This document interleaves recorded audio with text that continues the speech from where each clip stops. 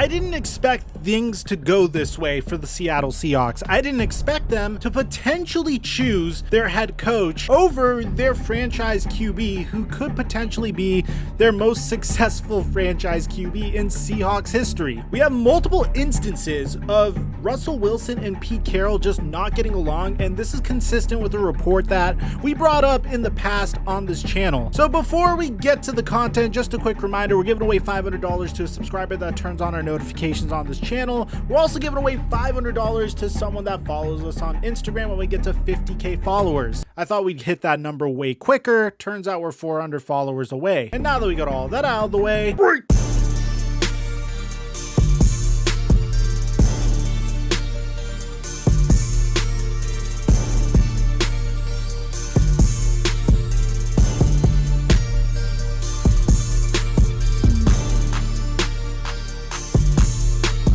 this sponsor is literally going to pay you just to scan receipts. I'm serious. Introducing Fetch Rewards, an application on your phone that gives you points for every single time you scan a digital receipt or a physical receipt. For example, let's say you go out to a restaurant with some buddies, you end up picking up the bill. If you take a picture of your receipt and upload it to Fetch Rewards, you're going to get rewarded with some points. With those points, you can redeem gift cards or other prizes, or in my case, I just donated to charity. And it's a really cool way to get a little extra for something that you were going to do anyways. And currently, if you use my promo code Mikerophone, you'll get an additional 3,000 bonus points on your very first receipt. I personally think it's really fun. I do it. My brothers and sisters usually fight over the receipt every single time we go out to eat. So make sure you use my promo code Mikerophone for an additional 3,000 points when you scan your first receipt. And thank you, Fetch Rewards, for the sponsor. Mic check 1212. What's going on, everybody? This past week, we saw the Seattle Seahawks take on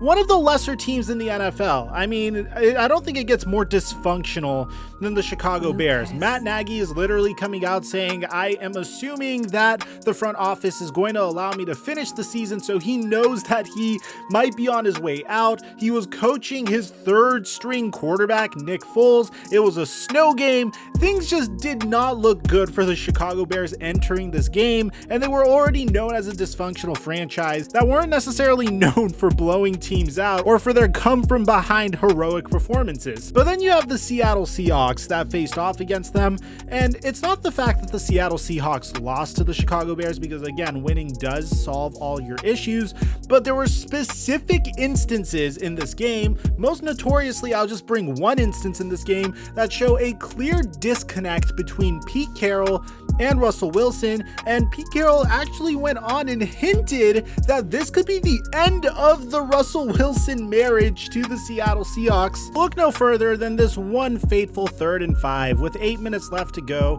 in the fourth quarter. Russell Wilson is trying to do what Russell Wilson typically does. He sees the pocket is collapsing and he starts dancing around the pocket. He runs back a little bit before Robert Quinn eventually sacks him. And it's this one play both Pete Carroll and Russell Wilson disagree on. Now, to Pete Carroll's credit, I don't think what he's about to say is the most bold thing, but it's one of those situations where you could tell the media is trying to get something out of him to stir the pot, and they were very successful. Check this out. 8 minutes to go, 3rd and 4, down in the end zone there. Russell takes a 13-yard sack, you miss a field goal. Seems like everything kind of went off the rails there for you. Just kind of your thoughts through that whole sequence. And that's a situation right there that did give them a chance to shift it, and the momentum of it. In that situation, that 3rd down in field goal range to go up by 10, we got to get rid of the football. We can't take a sack there, and when we look at what happened on that play again, but that's what I'm talking about, and I got to get that done. I got to get him to execute that way. I got to get Russ to pull it off. I got to get the coaches to make sure we reminded them well enough so that didn't happen. That's you sail it out of the end zone right there, kick the field goal. I don't know what yard line we're on, but the 8-yard line. Yeah, I mean, it's as short as you can get on a field goal. So that's as makeable as it can be. Now we got to hit the field goal too, but that's part of the thinking and the mentality that we practice that stuff all the time, and we just didn't do it. Now, Russell Wilson's response to this situation is... Go ahead. On the 3rd down play, 3rd, 4, and the 8, can you take us through what you saw, and did you think you had, did it come in your mind any opportunity to throw the ball away there? In that situation, the ball is down the red zone. The ball's on the 8-yard line or so. I'd been moving well for the most part for most of the day. So once it wasn't there, we've had so many scramble opportunities. I was looking for Tyler, trying to see if he could move around and just try to get away. And knowing that, okay, we'll still be, no matter what, we're going to be near field goal range. Obviously, we're inside of it now. And so, I think that the risk reward, trying to score a touchdown, we've done it so many times. We've hit Tyler and other guys, and unfortunately we weren't able to make that play. And then, obviously the situation happens where we don't end up making it. But, I was, trying to play ball like I know how to do and always do, and try to move around and just try to see if we can find a touchdown there, especially down in the red zone that close. It's one of those things that, if I can run it in there, if I can slide to the left, slide to the right, boom, some guy open, touchdown.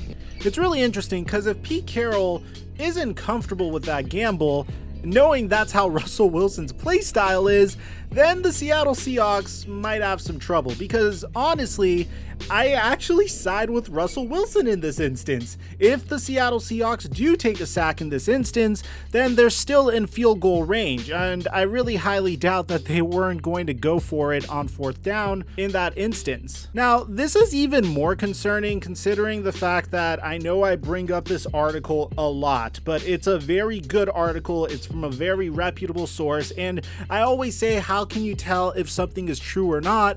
Well, if there are parallels to what's going on, then you could determine it as it being true. And just as when we covered the Aaron Rodgers situation, there were these reports that Adam Schefter said that Aaron was upset that Jake Kumaro was cut by the Green Bay Packers, and then eventually Aaron Rodgers came and told us in the beginning of training camp that, yeah, I was upset about the fact that Jake Kumaro was cut. That's how you can tell that there's truth to the rumors, even though it didn't necessarily result in Aaron Rodgers leaving the Packers. You still know the story behind the scenes is true. So it takes some detective work to figure this out, but I think we got it at this point. Now, I've cited this one point in every Russell Wilson video I've made, and that's in the article, Pete Carroll has built Hall of Fame credentials on what he sees as simple truths about how the game is best played: run the ball, avoid turnovers, explode in the passing game. It is not because we just want to knock our head against the wall, it's because the game is played well when you don't give the other team the football, the game is played well when you can convert and make first downs, and the game is played well when you can explode on offense. In contrast, Russell Wilson believes that Pete Carroll's conservative philosophy is limiting his production and, by extension, his ambitions to be one of the game's all-time greats. Now, this article is a fantastic read. It gives a lot of examples of last season where Russell Wilson came out and dominated, but then he threw 1 or 2 interceptions, and then Pete Carroll got a little nervous and said, okay, we're going to run the ball a little bit more. And even earlier this past season, when Russell Wilson started to struggle, Pete Carroll even came out and said, we have to run the ball a little bit more. Eventually, things got to a point where Russell Wilson went on the Dan Patrick Show last year and said that he wants to be more involved in personnel decisions. And by that, we kind of assume that, hey, I want a better offensive line, because he has pretty damn good wide receivers. And I guess he also wanted to be involved in a more pass-heavy attack because he really is gunning for an MVP, so he could be up there with the likes of Brady and Breeze. I don't want to dive too deep in this article because I've said it many times before. The thing that was the straw that broke the camel's back for Russell Wilson was the Super Bowl, where Russell Wilson flew to Tampa Bay, picked up his Walter Payton Man of the Year award. He and Sierra watched the game in a suite next to Roger Goodell and watched Tom Brady battle Patrick Mahomes on the field below. And honestly, Russell Wilson was very upset at that point.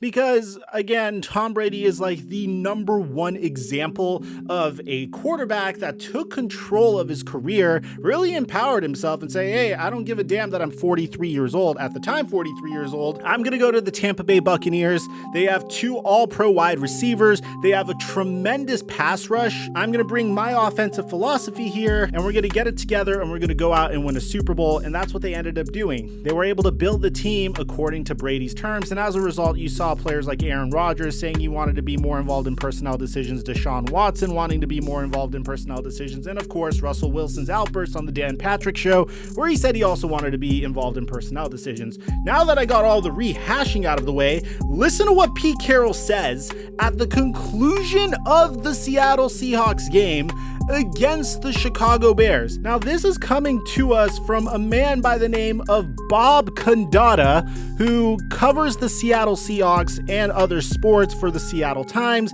covered Washington football for 16 years, and is likely to tweet about anything. So, for the most part, a beat reporter for the Seattle Seahawks. Pete Carroll was asked on 710 ESPN Seattle on Russell Wilson's struggles as of late, and he said the answer isn't that obvious and clear, and we are just having to deal with it. And then he said on the future of the Seattle Seahawks that not for one reason at all am I thinking that we have to restart this whole thing and create a new philosophy and a new approach. I think we have the essence of what we need. So in this instance, he's pretty much saying, okay, there's multiple reasons that we need to start a rebuild and change things, but we have the main thing that we need in order to succeed.